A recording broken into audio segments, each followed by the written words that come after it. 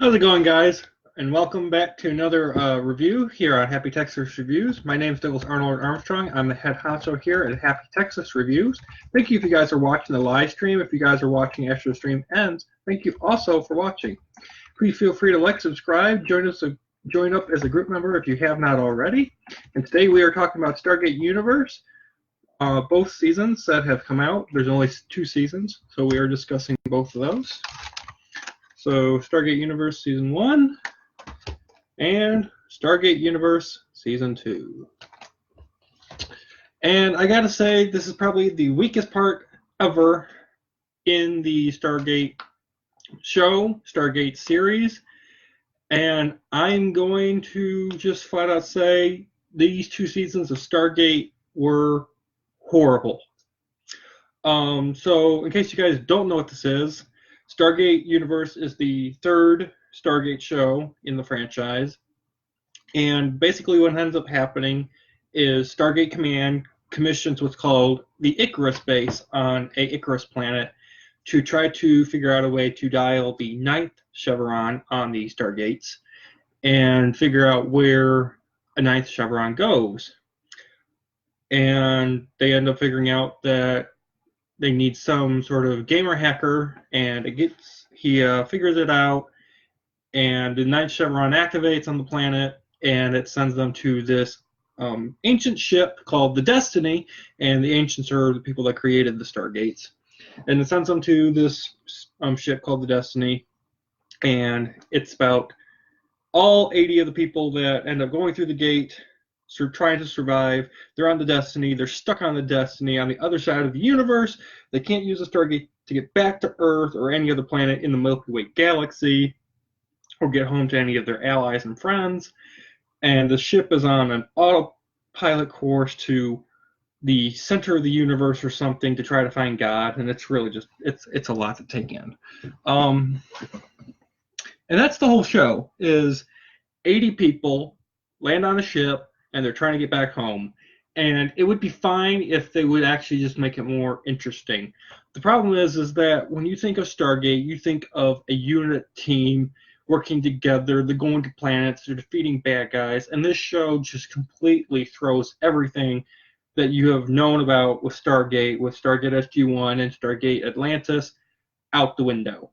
I mean, the moment the 80 people land on the ship, they're just constantly fixing it. They're trying to fix life support, the holes. They're having power problems. And that's basically season 1 in a nutshell. And then season 2 finally kicks it up, where the Aleutian Alliance, basically this army of bounty hunters and convicts and whatnot, have banded together, and they're trying to take out Earth and whatnot. I'm just like, this show was borderline garbage. So I'm going to talk about a couple positive things and get into a lot of the negatives. First of all, Robert Carlyle, aka Rumpelstiltskin from Once Upon a Time, is in this show, so that was pretty good. There is some characters from SG-1 and Atlantis that show up, most notably, of course, with Season 1, Episode 1, and then, of course, sprinkled out throughout the rest of the show. There is a time travel episode in Season 2 where there are 2 Robert Carlyles, or aka 2 Rushes. That episode I thought was really genius. I love it when a science fiction show can do time travel. It does it right. It makes sense somewhat, and it's interesting. And then Season 2, of course, was much better, like I've said, than Season 1. Season 1 was just constantly trying to fix the ship and whatnot. For the negatives, I will say I didn't like the fact that it was dark. It was darker than Stargate Atlantis. I know if you guys have had a chance to watch my Stargate Atlantis review, that I thought with Season 4 and 5, it started getting a lot darker. This show just goes flow-bone dark, and I did not like it. There's a lot of pissing contests going on. There's a lot of sex, sexual innuendos, a lot of language, nudity, and for whatever reason, in the Stargate universe, they had to throw in gay people, because why not?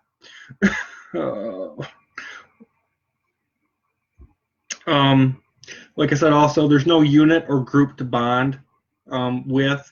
this show focuses on all 80 of the characters, and that doesn't allow for a lot of arcs and character growth to happen. And what ends up happening is people just keep dying every episode. And so you don't feel like you have the ability to connect with anybody because you're like, this person's probably going to die in the next episode. Oh, what happens? They died. Moving on to another character that I hope that I'll get invested in. Oh no, they died in the next episode. And you have that repeating cycle happening for 40, 41 episodes. And it's just sad. There's not a lot of world building or lore expanding. Everything that happens in the show happens because of what's happened and set up in SG-1 and Atlantis. The show does expand a tiny bit, but it's like everything you've seen before, and it's just in another part of the universe. Very predictable a lot of the times, especially with season 1. My mom and I, we were watching a couple episodes together, and my mom was like, this is going to happen in 5 minutes, and it just did. Also, especially with season 1, it was flat out boring. Like I said, constantly just fixing the ship, and I'm just like, is this show going to pick up anytime soon? And it takes half of the show to pick up. Like I also said, there's no character development. There's no one that you really care about until like the last couple episodes, and that hurts the show because you just feel like you're watching a series of events instead of watching character growth and arcs and whatnot. And that's what makes the show good or bad. And also, by the way, this show also answered the big question: ancients, which would make us in this show are like great grand people. So we're in this show, humans on Earth are the descendants of the ancients. Anyway, the ancients ended up inventing seatbelts because there's seatbelts on this ship, and they make a joke about that. And lastly, there's a big cliffhanger at the end of season 2, leaves a lot of open questions, and there is no season 3. There was only 2 seasons. Sci-Fi ended up canceling it, and it's kind of sad.